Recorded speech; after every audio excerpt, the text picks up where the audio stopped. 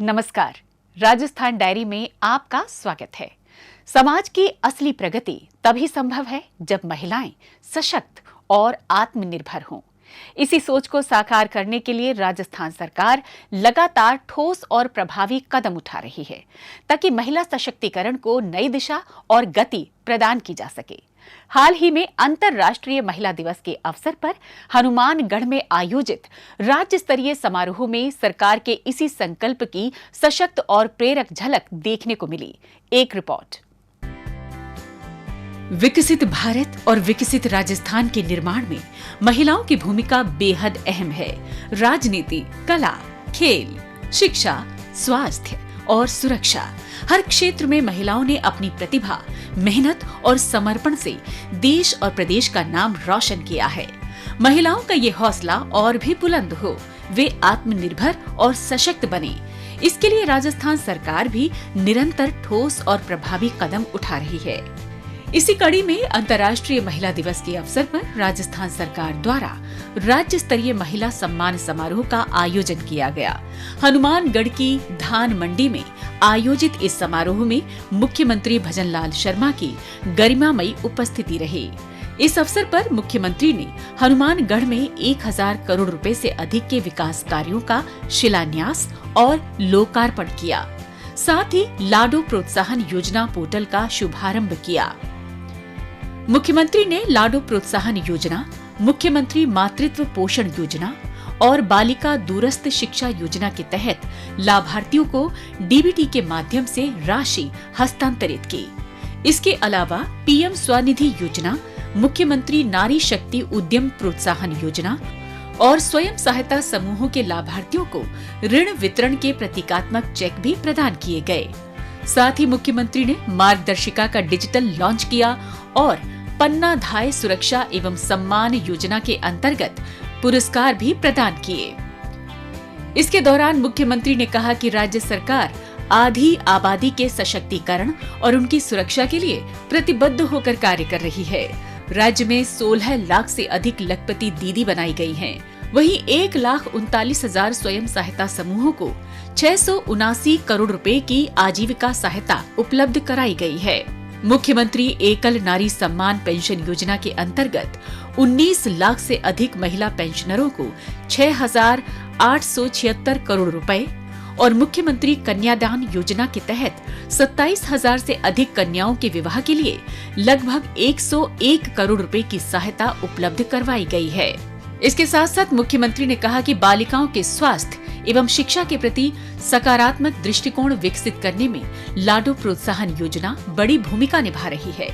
योजना के अंतर्गत 7 किस्तों में 1.5 लाख रुपए की राशि दी जा रही है, जिससे अब तक 6 लाख से अधिक बालिकाओं को लाभ मिला है। प्रधानमंत्री मातृ वंदना योजना, माँ वाउचर योजना सहित विभिन्न योजनाएं भी महिला कल्याण में सशक्त भूमिका निभा रही हैं। राज्य सरकार के प्रभावी प्रयासों के फलस्वरूप महिला अत्याचार के प्रकरणों में अनुसंधान पूर्ण करने का औसत समय वर्ष 2020 के 128 दिन से घटकर 52 दिन रह गए हैं। वहीं राज्य में वर्ष 2023 की तुलना में महिला अत्याचार के प्रकरणों में लगभग 10% की कमी आई है।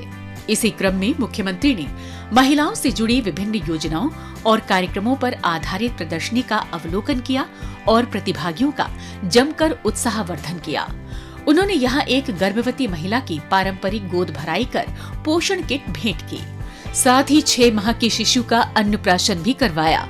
मुख्यमंत्री ने दिव्यांगजनों को व्हील चेयर और श्रवण यंत्र भी वितरित किए। खास बात ये रही कि अंतर्राष्ट्रीय महिला दिवस के अवसर पर हनुमानगढ़ में आयोजित इस प्रदर्शनी और कार्यक्रम स्थल पर सुरक्षा की पूरी जिम्मेदारी महिला पुलिसकर्मियों ने संभाली, जो महिला सशक्तिकरण का एक जीवंत उदाहरण बनकर सामने आया। जयपुर में भारतीय उद्योग परिसंघ राजस्थान के वार्षिक सत्र का आयोजन किया गया।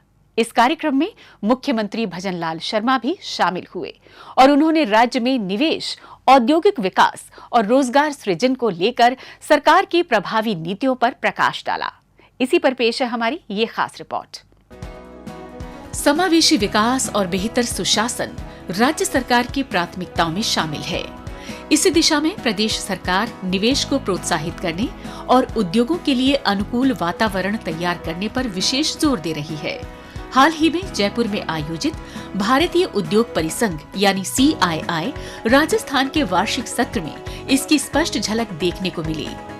इस सत्र को मुख्यमंत्री भजनलाल शर्मा की गरिमामयी उपस्थिति ने और भी खास बना दिया।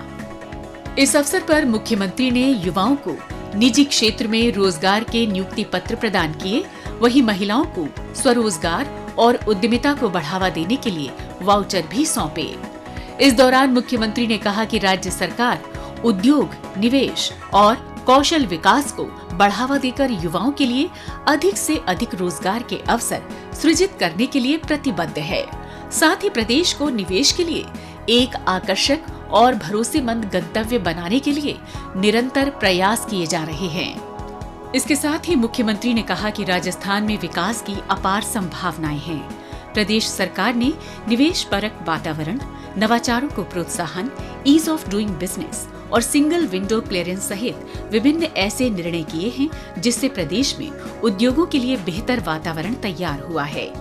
राज्य सरकार प्रदेश की अर्थव्यवस्था को 2047 तक 4.3 ट्रिलियन की अर्थव्यवस्था बनाने के लक्ष्य के साथ कार्य कर रही है। उन्होंने आश्वस्त किया कि राजस्थान में निवेश करने वाले उद्यमियों को किसी भी तरह की परेशानी नहीं आने दी जाएगी तथा उनकी सभी समस्याओं का त्वरित समाधान सुनिश्चित किया जाएगा। साथ ही मुख्यमंत्री ने कहा कि राज्य सरकार भविष्य की आवश्यकताओं को देखते हुए प्रदेश में योजनाबद्ध तरीके से कार्यों को आगे बढ़ा रही है। विकसित राजस्थान 2047 के लक्ष्य को आधार मानकर ग्राम पंचायतों से लेकर नगर निकायों तक के समग्र विकास का रोड मैप तैयार किया जा रहा है। सरकार ने विभिन्न योजनाओं, नवाचारों एवं कार्यक्रमों द्वारा प्रदेश में विकास को गति दी है। प्रदेश में एयर कनेक्टिविटी को मजबूत करने के साथ ही सड़क नेटवर्क को भी सुदृढ़ किया गया है। उन्होंने कहा कि राज्य में प्रचुर मात्रा में खनिज उपलब्ध हैं। राज्य सरकार इनकी प्रोसेसिंग पर विशेष ध्यान दे रही है। साथ ही एक जिला एक उत्पाद योजना के माध्यम से जिले की स्थानीय विशिष्टताओं को बढ़ावा दिया जा रहा है। आइए अब डालते हैं एक नजर कुछ और खबरों पर। हाल ही में हडौती में आयोजित एक कार्यक्रम के दौरान मुख्यमंत्री भजनलाल शर्मा, लोकसभा अध्यक्ष ओम बिड़ला और केंद्रीय नागर विमानन मंत्री किंजरापू राममोहन नायडू ने कोटा बूंदी ग्रीनफील्ड एयरपोर्ट का शिलान्यास किया। साथ ही परवन अकावद पेयजल परियोजना एवं नौनेरा पेयजल परियोजना का भूमि पूजन भी किया। इस अवसर पर आयोजित समारोह को वीडियो कॉन्फ्रेंसिंग के माध्यम से संबोधित करते हुए प्रधानमंत्री नरेंद्र मोदी ने कहा कि इंफ्रास्ट्रक्चर, युवाओं के लिए रोजगार के अवसर, किसानों व माता बहनों के लिए योजनाओं पर राजस्थान में तेजी से काम हो रहा है। 1,500 करोड़ रुपए की लागत से बनने जा रहा कोटा बूंदी ग्रीनफील्ड एयरपोर्ट आने वाले समय में पूरे क्षेत्र के विकास को नई गति देगा। इस दौरान मुख्यमंत्री भजनलाल शर्मा ने कहा कि कोटा में सड़क रेल कनेक्टिविटी अच्छी है। अब एयर कनेक्टिविटी की सुविधा मिलने से ये क्षेत्र शिक्षा के साथ ही उद्योगों का भी हब बनेगा। उन्होंने कहा कि बिजली के क्षेत्र में प्रदेश को आत्मनिर्भर बनाने के लिए राज्य सरकार ने महत्वपूर्ण कार्य किए हैं, जिसके परिणाम स्वरूप 22 जिलों में किसानों को दिन में बिजली दी जा रही है। वहीं वर्ष 2027 तक पूरे प्रदेश में किसानों को दिन में बिजली दी जाएगी।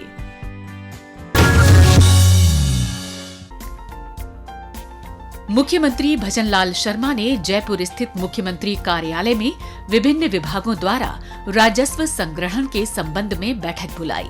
बैठक के दौरान मुख्यमंत्री ने कहा कि अधिकारी राजस्व आय में वृद्धि के लिए कार्य योजना बनाकर कार्य करें। साथ ही सभी विभागों की राजस्व लक्ष्यों की प्राप्ति के लिए एक समिति का भी गठन किया जाए, जो नियमित तौर पर विभागवार प्रगति का आकलन करे। साथ ही मुख्यमंत्री ने कहा कि प्रदेश के विकास कार्यों को गति देने और जनकल्याणकारी योजनाओं का लाभ अंतिम व्यक्ति तक पहुंचाने में सुदृढ़ राजस्व व्यवस्था की महत्वपूर्ण भूमिका होती है। इसी उद्देश्य से राज्य सरकार राजस्व संग्रहण को मजबूत करने के साथ साथ पारदर्शी और सरल कर व्यवस्था विकसित करने की दिशा में लगातार कार्य कर रही है।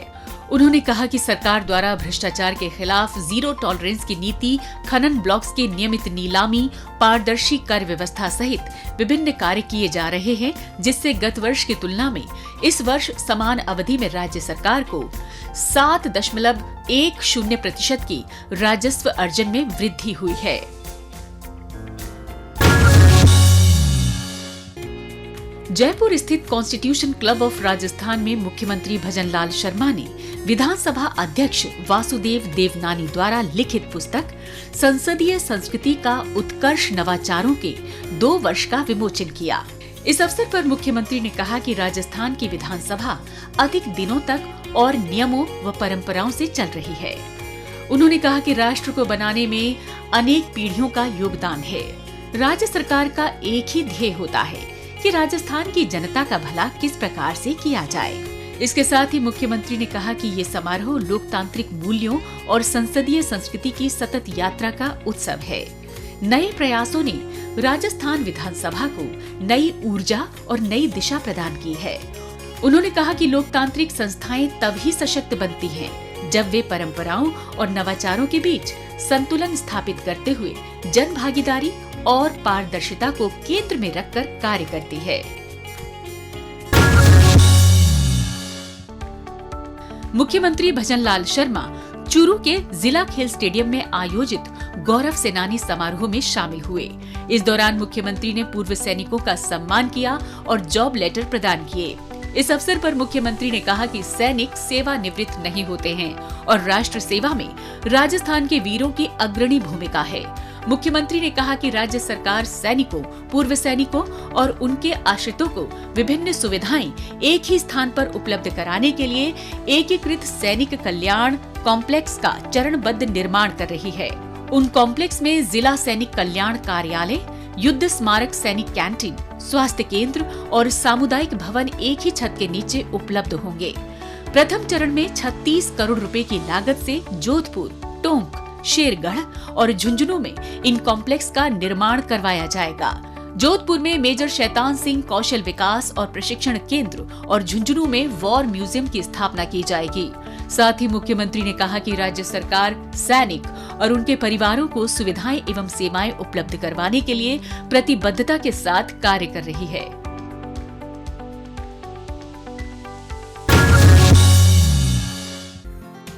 मुख्यमंत्री भजनलाल शर्मा ने जयपुर स्थित मुख्यमंत्री निवास पर राज्यवासियों को निर्बाध एलपीजी गैस आपूर्ति के संबंध में महत्वपूर्ण बैठक बुलाई। इस दौरान मुख्यमंत्री ने कहा कि प्रदेश में एलपीजी गैस आपूर्ति पूरी तरह सामान्य है और एलपीजी की जमाखोरी व कालाबाजारी पर सख्त कार्रवाई की जाए। उन्होंने एलपीजी गैस आपूर्ति को लेकर निर्देश दिए कि आपूर्ति व्यवस्था को निर्बाध बनाए रखने के लिए उपलब्धता से लेकर वितरण व्यवस्था की निगरानी रखते हुए प्रभावी प्रबंधन सुनिश्चित किया जाए। इसके लिए राज्य और जिला स्तर पर कंट्रोल रूम स्थापित किए जाएं। उन्होंने नागरिक आपूर्ति को सर्वोच्च प्राथमिकता देते हुए खाद्य और नागरिक आपूर्ति विभाग के कार्मिकों के अवकाश निरस्त किए जाने के निर्देश दिए। मुख्यमंत्री ने कहा कि आम उपभोक्ताओं को किसी प्रकार की परेशानी नहीं होनी चाहिए।